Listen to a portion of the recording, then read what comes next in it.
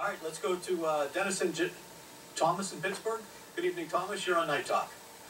Yes. Good evening. Say hello to Steven Singer. Good evening, Mr. Singer. Hello. Mr. Singer, the first campaign I worked on was David Lawrence for governor.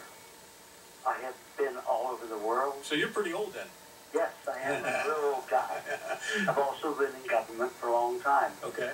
But let me tell you, what we're fighting for in the Middle East, in all the countries where I've been, including Syria, Afghanistan, Beirut, okay, and those countries.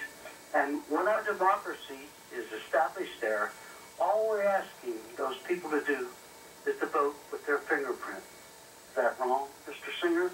What's wrong with that, Mr. Singer? I'll tell you what's wrong with it.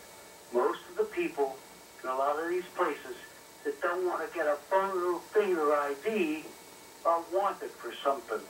And I went through it many years ago with a great thing on changing the welfare system in the state. We had one guy that had 85 different IDs, 85 different addresses, 85 different Social Security systems or numbers. The whole thing is there's nothing wrong.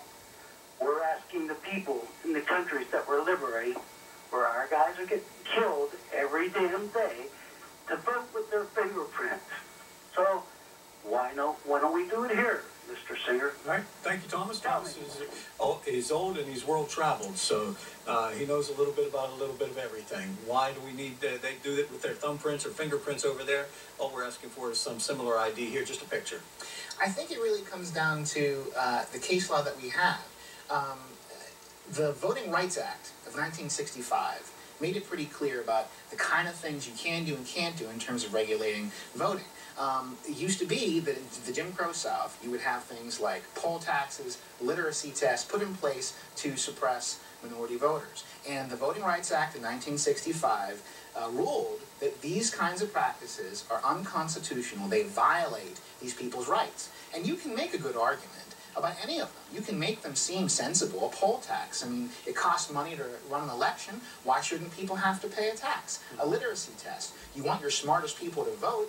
Everyone in this country gets a free and appropriate public education. Why shouldn't they have to pass a literacy test? But the Supreme Court said these are discriminatory. And if they're discriminatory, then clearly voting ID is also discriminatory. Steven Singer is our guest. We'll continue our conversation and invite you to chime in as well. Do you agree with him? Would you sign his petition about doing away with the voter ID laws? And would you encourage the election judges to just dismiss this law and go ahead and break it and allow people to come in and vote as they have for the past 40 years? More with Steven Singer on Night Talk next.